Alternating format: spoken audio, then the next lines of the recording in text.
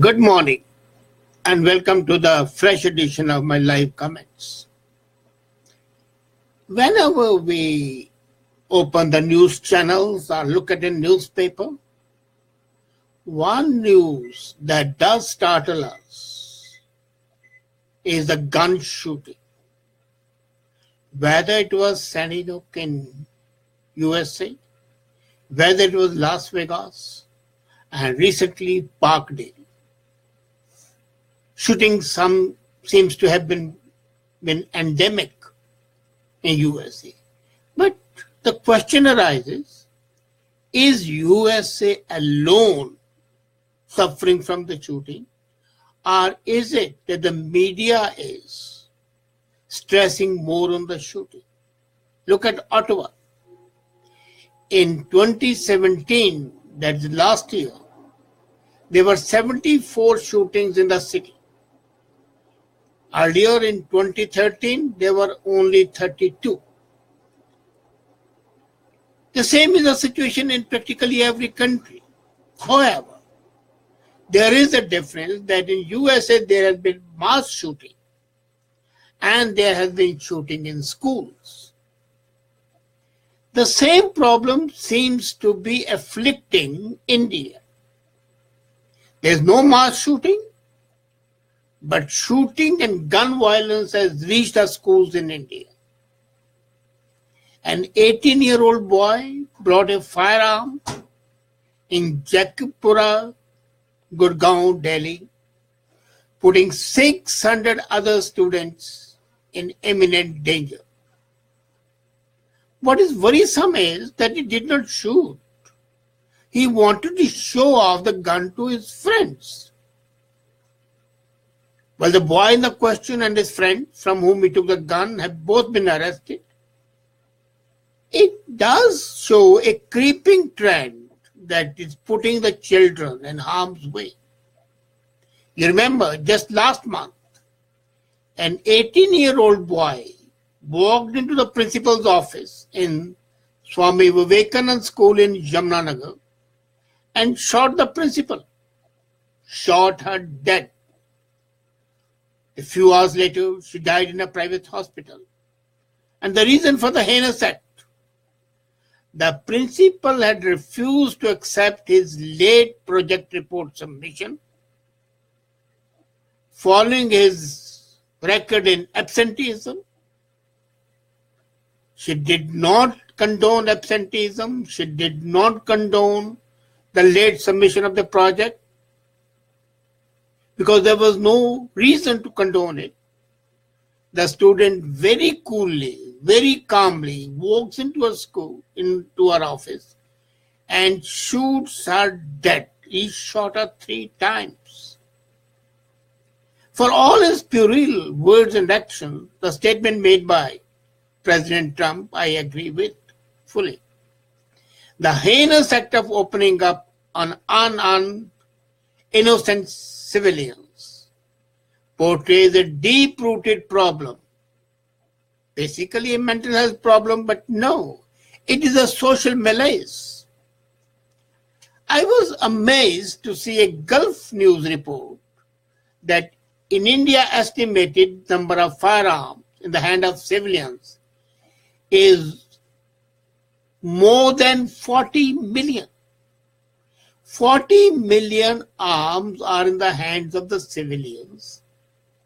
And still, what is more shocking, only 6.3 million are registered, rest all are unregistered, all are illegal. Imagine just 6 million out of 40 million are legal weapons, and the balance 34 million is illegal. The disturbing image in that news item was that a lady in a red sari, very Indian looking, full of modesty, what you call it, she was handling a gun at a newly opened Lucknow store. It was a beautiful pistol that she was handling, pearl handled. It looks just yesterday that Ponti-Chadda, the liquor baron, was gunned down in his family farmhouse near New Delhi by his own brother. Jessica Lal, Pramod Mahajan, Jyotiraj Dey, Gulshan Kumar, that famous music king, and recently Gauri Langesh, the journalist, being shot. Apart from that, women are shot dead after being criminally assaulted. Now, the point is that is the violence in the society percolating to the schools where children are supposed to be safe? A school is supposed to be a second home, home away from home. And there's nothing to feel heartbroken about and helpless about, except that is what our society is coming to. The recent Florida shooting that witnessed the murder of 17 persons and injury of 14 persons was one of the deadliest school shootings, and led to a number of surviving students and gun activists to demand ban on guns. Now, there is a ban on guns in India. You cannot buy it. And as I just told you, 40 million guns are there, and none of them is legal except 6 million. So is there an official edict of banning guns sufficient? Are laws meant to adorn the law books and to be cited in cases? How do you implement the law? There was a time when law was respected. Now law is not respected anymore. People take a certain pride in breaking the law. And that pride is responsible for this societal change. Why is violence breeding? Many people attribute it to mental illness, which I do not subscribe. Loneliness, yes. Mental illness, no. They also ascribe it to the films. Tell me one thing. What the scenes in Mahabharata are Iliad and Odyssey not gory enough? When you see the movies made in the early 20s, black and white era, was there not sufficient gore in them? There was. Whether it was Clyde and Hyde, or whether it was the classics of Iliad and Odyssey. Gory, bloody movies have always been there, but they never impacted the common people.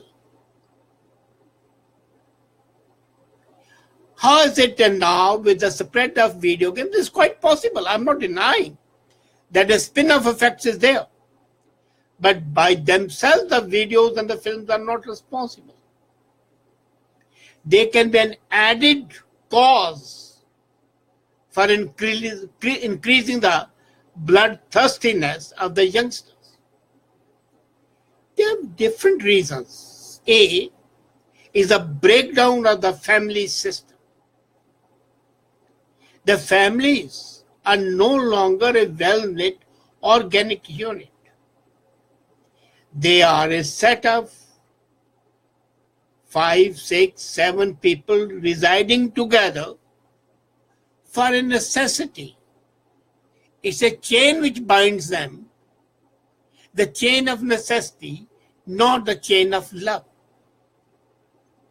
And since the familial ties are breaking down, people have to exhibit their capabilities, and what easier than to show yourself a new Tarzan of the 21st century, who doesn't whoop from the trees, but who has a gun in his pocket and can assert his masculinity with that gun. This assertion of masculinity, of the manliness, is a prime reason. Second reason is scant regard for law and order.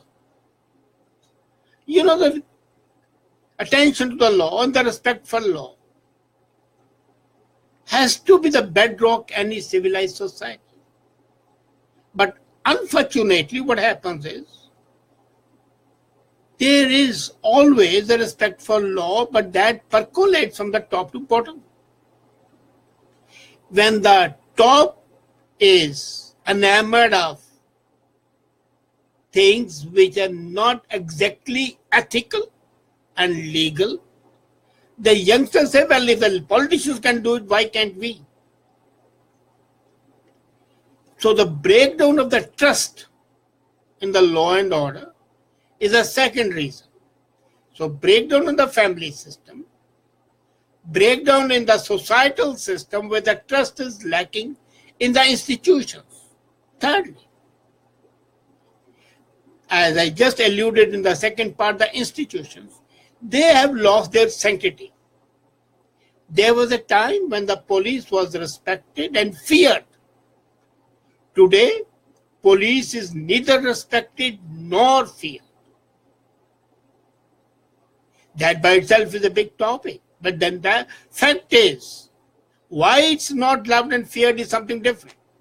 But the fact that it's not loved and feared, is not trusted, is a reason of concern, is a cause of concern, and is an attributing factor to the violence. Essentially, the societal norms have broken down. Essentially, the ethical values are no longer there. By ethical values, I do not mean the religious aspect. No. I am talking of the morality, the public morality. The difference between right and wrong has been obliterated. And it has been overtaken by 56 shades of grey. It's a stunning take that the schools where the principals and the teachers used to be respected are today the targets of shooting. Now, what India needs to do is, as the other word has to do it, introducing stricter punishment for owning firearms. At present, the laws are very lenient. And that leniency is a contributing factor. Secondly, there has to be training for the safe use of guns. Even the people who legally own them don't know how to use them properly. There was a report that 90% of the guns are either owned or manufactured by the government of India. And when vigilant groups looted the government arsenal, they became illegal arms. And that is why the complete region of Northeast, whether it's Manipur or Nagaland, they are flooded with. Then the politicians, when they came, they used illegal arms. And that's the result of illegal arms, what they call in local language ketta. In UP, Eastern UP, primarily Bihar, parts of Orissa. These are the worst affected areas. So, what you need to do is, A, have a relook at the laws, have a relook how the arms are procured. Secondly, teach them. Thirdly, the most important thing, build up trust. Change the society again. What we need is a societal revolution. 500 years back, there was Renaissance in Europe, and that brought in the time, the age of reason. We need a Renaissance in India, primarily, and in other parts of the world, the Renaissance not concerned with the reason which is there, but with public morality and public accountability. When the concept of accountability is ingrained in the human psyche, they will not have recourse to guns, because then the dialogue would replace the guns. The family systems have to be strengthened. The whole outlook of the society has got to change from purely monetary to human and humane. Until and unless this metamorphosis takes place, all the talk of banning guns, blaming videos is not going to be of any avail. The need is a new and a revived renaissance of ethical values. And the sooner we do it, the better it would be. Thank you.